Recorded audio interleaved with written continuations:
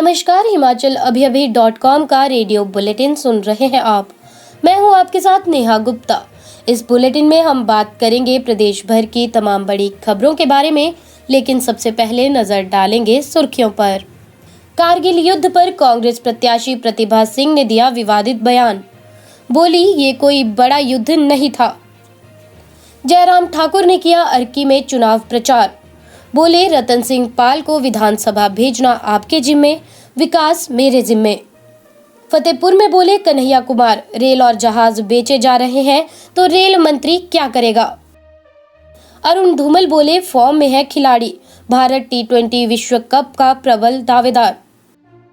वित्तीय लाभ नहीं मिलने से HRTC कर्मचारी भड़के, 18 अक्टूबर को नहीं चलेंगी बसें। उपचुनावों के बीच सरकार ने किए 6 HAS अधिकारियों के तबादले। सिरमौर के राजगढ़ में खाई में गिरी पिकअप, 2 की मौत, 1 घायल। याद रखें कि कोरोना का खतरा अभी टला नहीं है।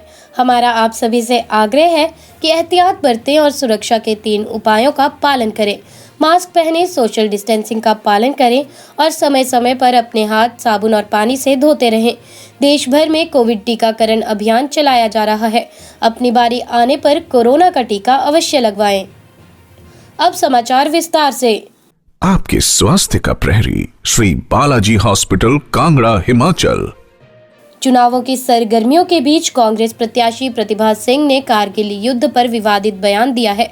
मंडी जिले के नाचन के नांडी गांव में चुनावी जनसभा को संबोधित करते हुए प्रतिभा सिंह ने कारगिल युद्ध को छोटी लड़ाई करार दिया।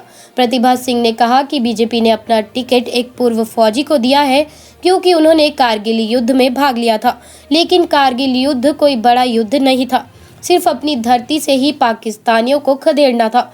रिटायर्ड ब्रिगेडियर खुशहाल ठाकुर को लेकर उन्होंने कहा कि उन्हें ऐसे पेश किया जा रहा है जैसे वे बहुत बड़े सैनिक रहे हो और विजय हासिल की हो। बीजेपी ये सब सिर्फ इसलिए कर रही है ताकि सैनिकों, पूर्व सैनिकों और उनके परिजनों के वोट हासिल कर सके, लेकिन जनता ने सोच समझकर विकास के नाम पर अपनी मोहर लगानी है।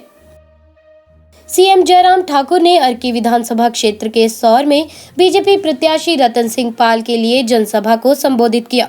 अर्की के विकास पर सीएम जयराम ठाकुर ने कहा, आप रतन सिंह पाल को जिताइए, इसके बाद विकास का जिम्मा मुझ पर छोड़ दीजिए। उन्होंने अपनी घोषणाओं को लेकर विपक्ष द्वारा सवाल उठाने के मसले पर कहा कि जितनी भी घोषणाएं पिछले दौरे में हमने की थी, वो सारी घोषणाएं आचार संहिता खत्म होने के बाद तुरंत पूरी होंगी। इस दौरान सीएम जयराम ठाकुर ने कांग्रेस के स्टार प्रचारकों पर भी निशाना साधा। उन्होंने कहा, हमारे स्टार प्रचारकों की सूची में हिमाचल के ही नेताओं के नाम हैं, मगर कांग्रेस के स्टार प्रचारकों में वे भी शामिल हैं जिन पर टुकड़े टुकड़े गैंग के सदस्य होने का आरोप है। कांग्रेस के स्टार प्रचारक कन्हैया कुमार आज कांगड़ा के फतेहपुर पहुंचे। इस दौरान उन्होंने केंद्र सरकार को जमकर घेरा। उन्होंने कहा कि रेल और जहाज बेचे जा रहे हैं तो रेल मंत्री क्या करेगा, और जब सभी संपत्ति बेच दी जाएगी तो सरकारी मंत्री और प्रधानमंत्री का क्या काम रहेगा। उन्होंने कहा कि हिमाचल देवभूमि के साथ साथ वीर भूमि भी है और इस भूमि के जवानों को 1 रैंक 1 पेंशन क्यों नहीं दी जा रही। मोदी कहते हैं कि मैं हिमाचल का प्रभारी रहा हूं, मेरी राजनीति की नींव यहीं से शुरू हुई है, तो उनके इस राजनीतिक नींव को हिलाने का काम भी हिमाचल ही करेगा। आज गैस सिलेंडर 1000 का मिल रहा है, पेट्रोल 100 रुपए लीटर है। मुद्दों की बात करने के बजाय सरकार इधर उधर की बात करती है, जिसे जनता अब जान गई है और इसका जवाब वो आगामी उपचुनाव में देगी। वहीं उन्होंने कहा कि सीएम जयराम ठाकुर अपने विधानसभा क्षेत्र से बाहर नहीं निकल रहे हैं। भारतीय क्रिकेट कंट्रोल बोर्ड के कोषाध्यक्ष अरुण धूमल ने कहा कि पाकिस्तान क्रिकेट बोर्ड प्रमुख रमीज रजा का बयान अजीब व समझ से परे है। खेलों में मैत्री भावना, जीत का जज्बा व सौहार्द पैदा होता है। BCCI ये कभी नहीं चाहता कि किसी देश के खेलों को नुकसान पहुंचाया जाए। हमारा लक्ष्य किसी भी देश में क्रिकेट खेल को मजबूत करना रहा है। हम क्रिकेट में राजनीति नहीं लाना चाहते हैं।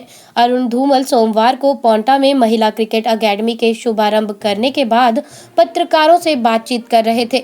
उन्होंने कहा कि इस बार T20 विश्व कप भारत में करवाना चाहते हैं, जिसमें धर्मशाला में भी मैच करवाने की योजना थी, लेकिन कोविड संक्रमण की तीसरी लहर की आशंका के चलते इसे UAE ओमान में शिफ्ट कर दिया गया है।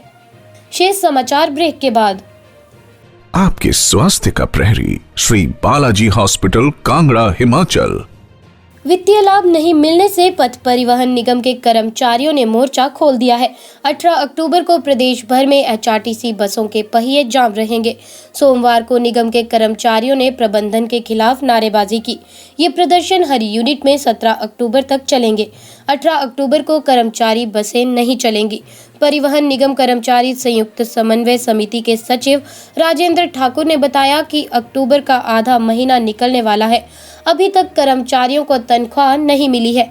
35 महीने में एचआरटीसी चालक परिचालकों को ओवरटाइम नहीं दिया गया है। सुबह से देर रात तक चालक और परिचालक बसों में सेवाएं दे रहे हैं, बावजूद इसके इनकी अनदेखी की जा रही है। हिमाचल प्रदेश में उपचुनावों के बीच सरकार ने 6 एचएएस अधिकारियों के तबादले कर दिए हैं। इनमें नीरज कुमार चंदला को जॉइंट सेक्रेटरी हाउसिंग शिमला लगाया गया है। शिव मोहन सिंह को डिप्टी सेक्रेटरी हिमाचल प्रदेश कर्मचारी चयन आयोग हमीरपुर लगाया गया है। वहीं प्रदीप कुमार को आरटीओ धर्मशाला कांगड़ा लगाया गया है।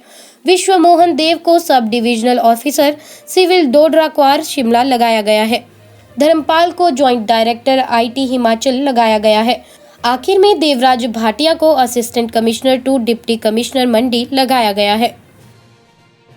सिरमौर जिले के उपमंडल राजगढ़ के सोलन नेरीपुर मार्ग पर सोमवार तड़के पिकअप के गहरी खाई में गिरने से 2 युवकों की मौके पर मौत हो गई है। हादसे में एक व्यक्ति गंभीर रूप से घायल हुआ है, जिसका जिला अस्पताल सोलन में उपचार चल रहा है। पुलिस ने मृतक युवकों का पोस्टमार्टम करवाकर शव परिजनों को सौंप दिया है। बता दें कि सोमवार सुबह पिकअप जीप छड़ील गांव के समीप लगभग 400 फुट गहरी खाई में जा गिरी। इसमें 3 लोग सवार थे। विवेक निवासी टिकरी और अनिल निवासी रेड़ी गुसान तहसील राजगढ़ की मौके पर ही मौत हो गई और सुनील निवासी रेड़ी गुसान गंभीर रूप से घायल हो गया। उसे उपचार के लिए जिला अस्पताल सोलन में भर्ती करवाया गया है, जहां पर उनका उपचार चल रहा है। इस बुलेटिन में बस इतना ही। कल फिर मुलाकात होगी। नमस्कार।